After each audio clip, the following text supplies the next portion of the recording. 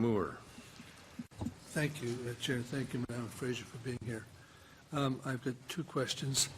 In response to Senator Baker's question, with regard to your office when you were Auditor General, you conducted the performance audit on the operations of Elections Canada, and you concluded that their planning, management, and administering of the federal election process was well done, and that you encouraged the committee to ensure that this proposed legislation does not alter that.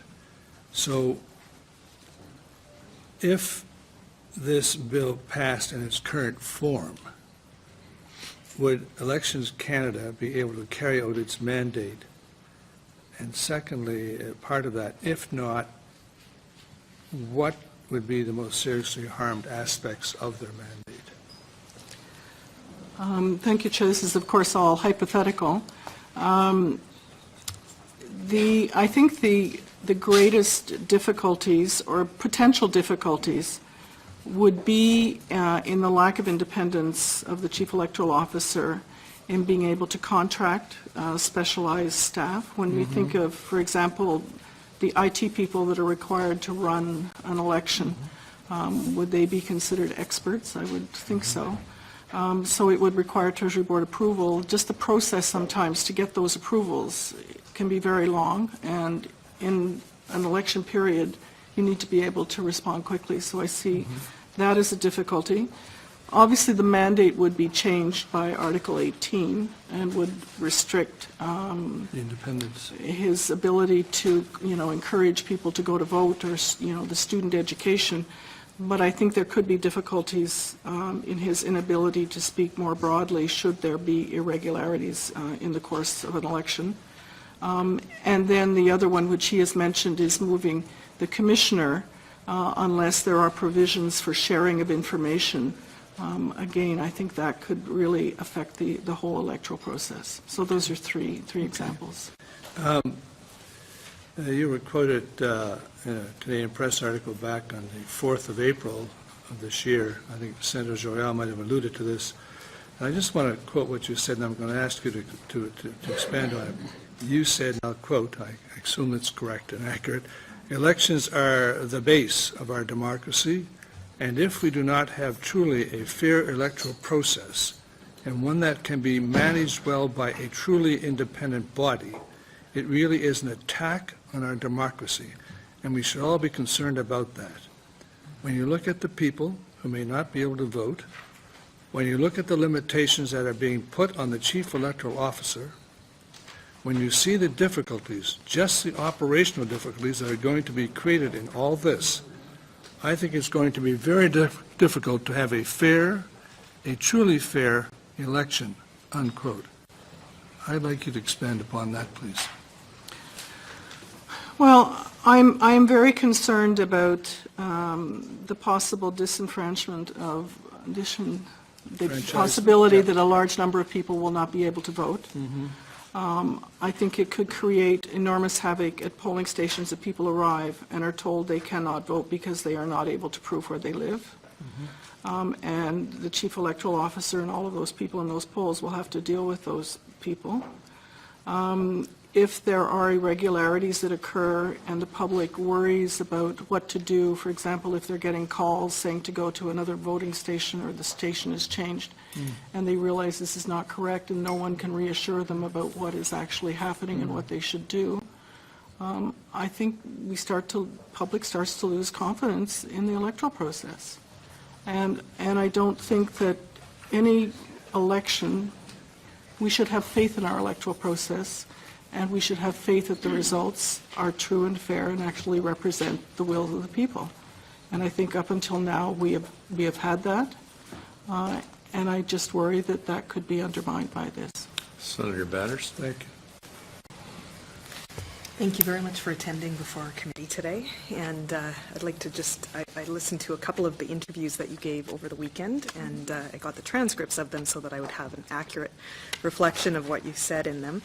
And I liked the phrase that you used when you were on the House, you said, it reminds me of this wonderful little phrase that one can disagree, but one should not be disagreeable. And so I hope that if we may disagree today, that's how I hope we will handle this today.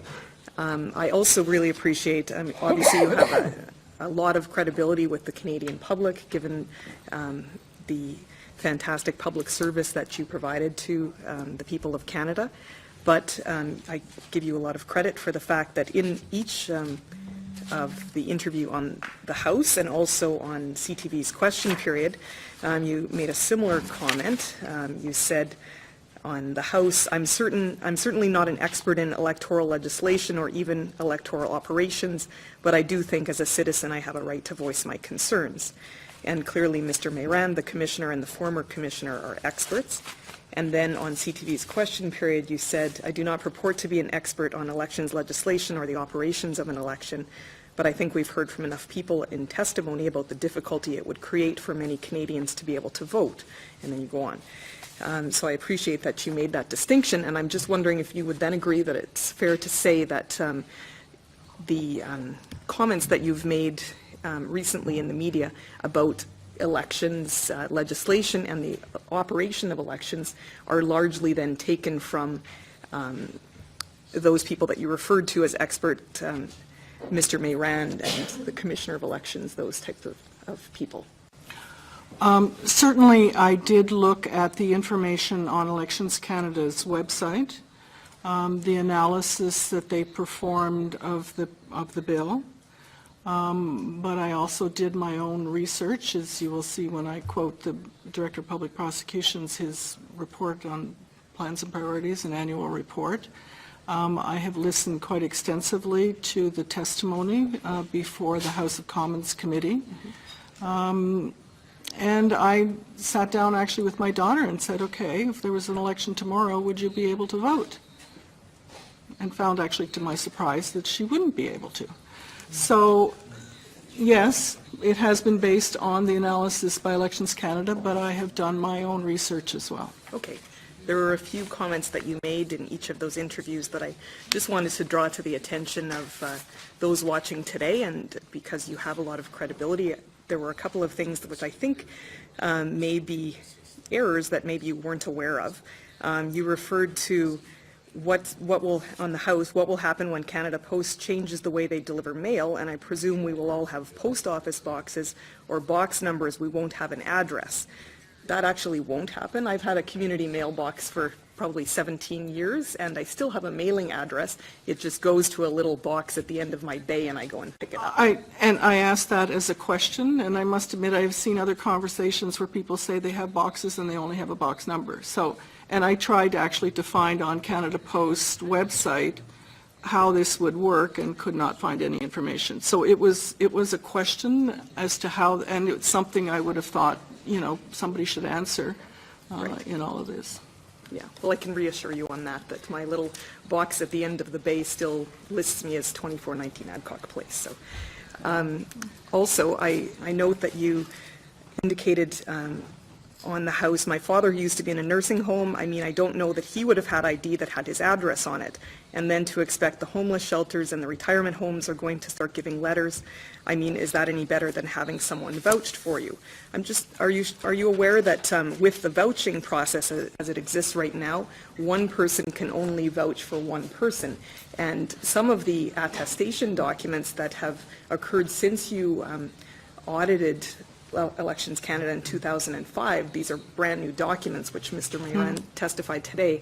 Some of these things really help out people who are in nursing homes, homeless shelters, retirement homes, First Nations bands. We have now attestation of residence issued by the responsible authority of a First Nations band or reserve for shelter, soup kitchen, senior or student residence or long-term facility. So those are all new since 2005, since you audited. So in my view, those are methods that people would have to provide their address, make it easier for those groups. I agree, but I can only repeat what Mr. Mayran said in testimony, that these homes, bands, whatever, are not required to deliver those documents, and so... He did also say, though, that it was a widespread common practice to Anyways, provide those. I mean, I will not, I mean, I think that's something to review with the Chief Electoral Officer. Okay. And one further question. The Auditor General does not have the power to compel testimony, isn't that correct? The Auditor General does have the rights of a commissioner and can. I don't know that the office has ever actually used that, but yes, the Auditor General does. Isn't it And just the can power to com- compel documents but not No, testimony? no, can compel testimony as well. Thank you. You have a supplementary on this, Mr. Senator Black? Thank you, Chair. Does your daughter have a health card? She has a health card, but it does not have an address on it. Going to move on to Senator McInnes.